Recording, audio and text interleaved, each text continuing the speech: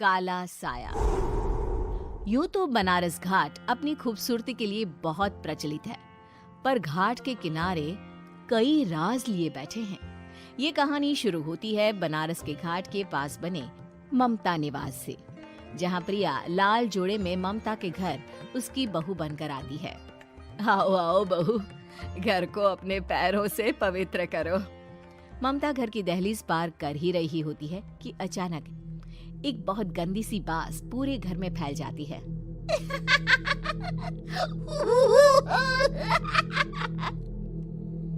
ये बदबू और ये आवाजें, ये कौन हंस रहा है माँ? अब ये पड़ोसी ना हमारे थोड़े अलग से है। कहाँ हम शाकाहारी और ये मांस मच्छी खाने वाले। छोड़, तू ध्यान मत दे और गृह प्रवेश कर। और हाँ बहू, अपनी सास की एक बात हमेशा याद रखना, इन पड़ोसियों से तो कभी बात नहीं करेगी। अच्छे लोग नहीं है ये। अपनी सास की ये बात मानेगी ना बेटा? हाँ माँ, जो आपकी मर्जी, मैं उनसे बात नहीं करूंगी। अगले दिन प्रिया अपनी पहली रसोई बनाने रसोई घर में जाती है। ये छोकी बात तो नाक में जा रही है। एक काम करती हूँ, खिड़की खोल देती हूँ। प्रिया खिड़की खोलने जाती है। इतने जाले, लगता है इस खिड़की को कभी खोला ही नहीं गया। पर ऐसा क्यों? ओह, नॉन वेज की स्मेल आती होगी ना। 2 मिनट के लिए खोल लेती हूँ, फिर बंद कर दूंगी। प्रिया खिड़की खोलती है। खिड़की खोलते ही उसकी नजर सामने वाले घर की खिड़की पर पड़ती है, जहाँ एक लड़की खड़ी होती है।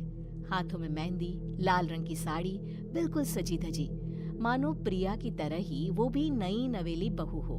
वो प्रिया को देखकर मुस्कुराती है। हे भगवान, माँ ने तो इनसे बात करने को मना किया था।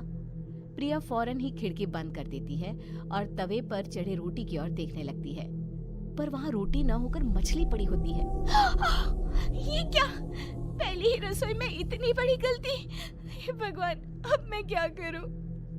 प्रिया बहुत डर जाती है और फौरन रसोई की सफाई करने और फिर सभी के लिए खाना बनाने लग जाती है।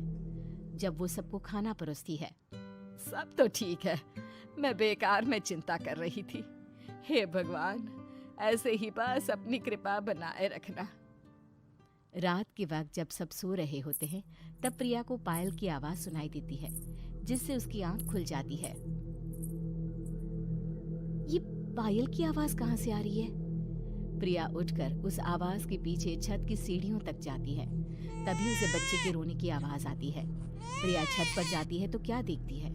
वही लाल साड़ी वाली लड़की अपनी गोद में एक नवजात बच्चे को घुमा घुमा कर सुला रही है। तभी प्रिया की नजर उसके पेट पर पड़ती है। ओह गॉड, ये तो प्रेग्नेंट भी है। सुनिए, बच्चा सो नहीं रहा है क्या? मैं कुछ मदद करूं? नहीं नहीं, आपके घर वालों को अच्छा नहीं लगेगा, मैं संभाल लूंगी। स्नेहा की गोद से बच्चा हाथ मारकर प्रिया की गोद में आने को छटपटाने लगता है।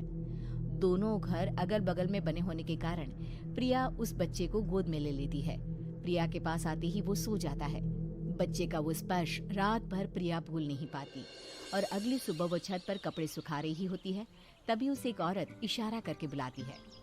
स्नेहा कह रही थी बाबू तुम्हारी गोद में आते ही सो गया।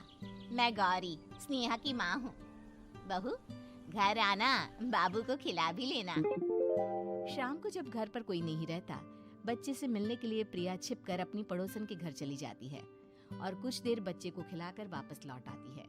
इसके कुछ दिन बाद ही प्रिया को पता चलता है कि वो माँ बनने वाली है। ममता की खुशी का ठिकाना नहीं रहता।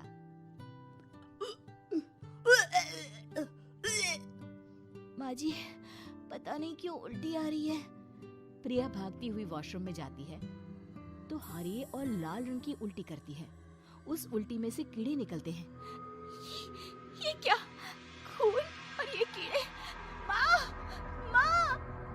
प्रिया की आवाज सुनकर ममता दौड़ कर आती है, पर बेसिन में कुछ नहीं होता। प्रिया हक्की बक्की रह जाती है। ये सब क्या हो रहा है? प्रिया घबरा जाती है और अपने कमरे में जाकर सो जाती है। डर के कारण वो इतनी थक जाती है कि उसकी आंख लग जाती है। तब उसे ऐसा लगता है उसके पेट पर मानो कोई बैठा हुआ हो। कौन हो? प्रिया के पेट पर एक 5 महीने की बच्ची बैठी हुई थी, जो बुरी तरह जली हुई थी। माँ, तुम ही मुझे लाई ना अपने पेट में।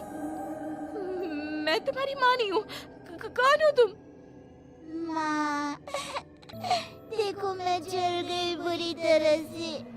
6 महीने पेट में रहने को भी मुझे नहीं मिला। सहला दो ना माँ। बचाओ! बचाओ! माँ! ममता दौड़कर कमरे में आती है। प्रिया की बातें सुनकर वो सब समझ जाती है। तू कहीं बगल वाले घर में तो नहीं जाकर आई ना बहू? मुझे माफ कर दो, मैं गई थी माँ। उस घर में सब मरे हुए हैं बहू। कई साल पहले स्नेहा उस घर में बहू बनकर आई थी। कुछ ही दिन में वो एक बच्चे को जन्म देने वाली थी। पूरा घर बच्चे के आने की खुशी में खोया था कि एक दिन अचानक उस घर में आग लग गई। सब बुरी तरह जलकर मर गए। गौरी आज भी दादी बनने का इंतजार कर रही है और इसीलिए स्नेहा ने अपना अजन्मा बच्चा तुम्हारी कोख में डाल दिया। ममता ये कह रही होती है कि पीछे से उसके पैरों को एक बच्चा पकड़ लेता है। दादी, दादी। माँ, स्नेहा की गोद में यही बच्चा था। ये बच्चा कौन है फिर? तेरी मौत है। तेरी भी दादी। जिस चीज का ममता को डर था वही हो गया। ममता निवास के ऊपर मौत ने चादर बिछा दी थी। प्रिया का पेट ऐसे बढ़ जाता है मानो 9 महीने का हो। 2 हाथ उसके पेट से बाहर निकलते हैं। बहू, संतोष को फोन कर, किसी पंडित जी को बुला बहू। प्रिया का पति भागता हुआ घर आता है। ये तो होना ही था माँ। तेरा पाप तेरे सामने आ गया तो तू सह नहीं पा रही है। स्नेहा घर में आग लगी नहीं थी, माँ ने लगाई थी, प्रॉपर्टी की लालच में। और वो बच्चा मेरी पहली पत्नी का बच्चा है, मेरा बेटा, जो कि उस आग की चपेट का शिकार हो गया था। मैंने तुमसे ये सब माँ के कहने पर छुपाया था। मुझे माफ कर दो प्रिया। तुम अगर चाहो तो यहाँ से जा सकती हो। मैं तुम्हें किसी भी बंधन में रखना नहीं चाहता। मेरी शादी हुई है आपसे, मैं आपको छोड़ नहीं सकती, पर उससे पहले हमें स्नेहा, उसकी माँ और बच्चे की आत्मा की शांति करवानी होगी। संतोष और ममता गौरी के घर जाते हैं। अंदर सब कुछ जला हुआ होता है। जमीन पर जली हुई लाशें बिखरी हुई थी। ममता रो रो कर अपनी करने की माफी गौरी से मांगती है। प्रिया स्नेहा के घर वालों का अंतिम संस्कार करवा देती है और ममता निवास फिर से आत्माओं के साए से मुक्त हो जाता है।